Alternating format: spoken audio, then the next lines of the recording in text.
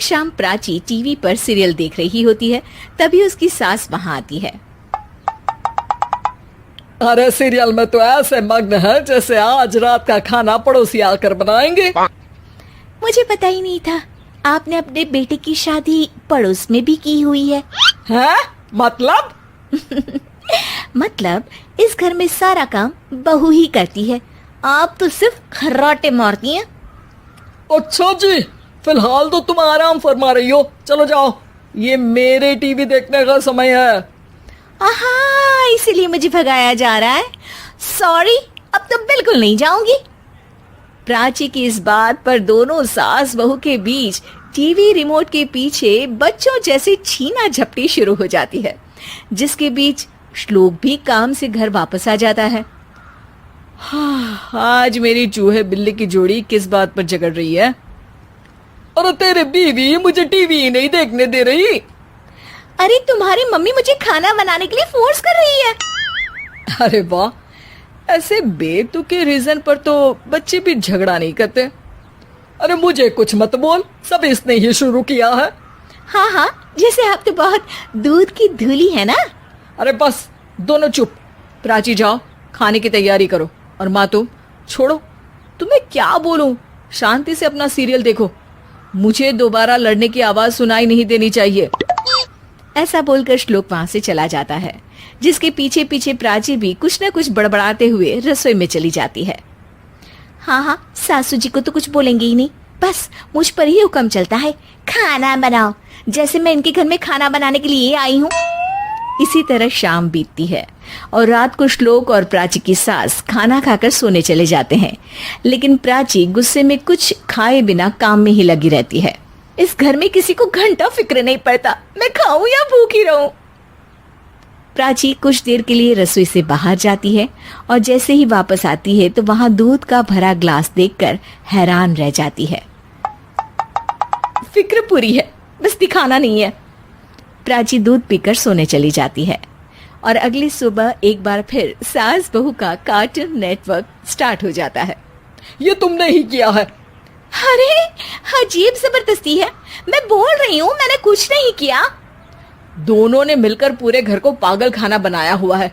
यहाँ कोई नॉर्मल इंसान तो रह ही नहीं सकता, इसीलिए अब पड़ोसी क्या रिश्तेदार भी घर आने से कतराते हैं।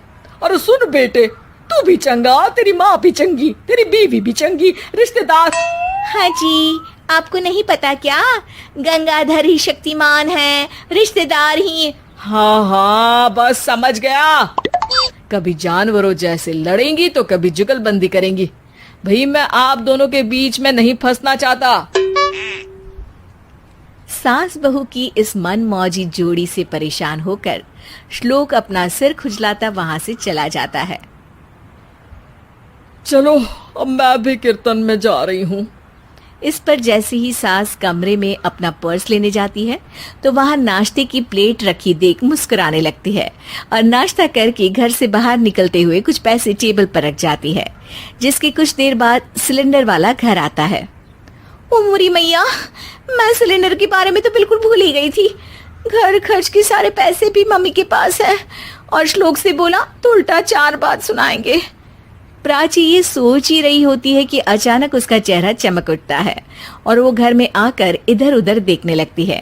तभी उसकी नजर टेबल पर रखे पैसों पर पड़ती है, जिन्हें वो सिलेंडर वाले को दे देती है। ये सब श्लोक देख लेता है। अच्छा बेटे, इतना बड़ा घोटाला, सबके सामने मैं तेरी दुश्मन और पीठ पीछे तेरी मेरी यारी। इस पर श्लोक एक प्लान बनाता है और शाम को सब एक साथ बैठे होने पर बोलने लगता है। माँ, तुम दोनों की बहुत लड़ाई होती है, इसलिए मैं सोच रहा हूँ कि प्राची को उसके घर छोड़ाऊं, इससे वो भी खुश रहेगी और तुम भी। अचानक श्लोक की ये बात सुनकर सास बहू शौक से उसकी तरफ देखती हैं। अरे ऐसे कैसे घर छोड़ाओगे, मुझे कहीं नहीं जाना। अरे तुमने बोला नहीं पर मैंने सुन लिया, तुम्हें मम्मी के साथ रहना अच्छा नहीं लगता, मुझे पता है। अरे वो अरे, जब बहू खुद कुछ काम बोले तो वो तुझे सुनता नहीं, और अब जो इसने बोला ही नहीं वो तू समझ गया। जब उसे नहीं जाना तो फिर जबरदस्ती क्यों कर रहा है? अच्छा, फिर आपको मौसी के घर छोड़ाता हूँ, बस अब आप दोनों एक घर में एक छत के नीचे नहीं रह सकती। मैं इस टॉम एंड जेरी की जोड़ी को और नहीं झेल सकता। है?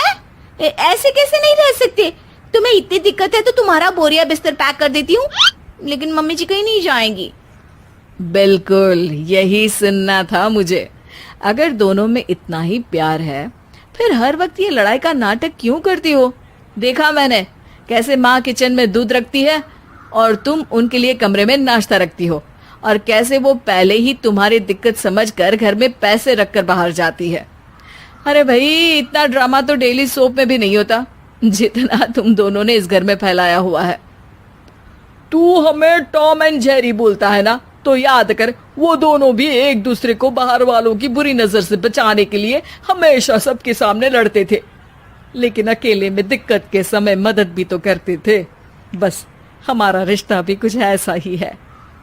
और वैसे भी अगर सास बहू में तू मैं नहीं होती तो दुनिया वालों को कहानियां कैसे मिलेंगी?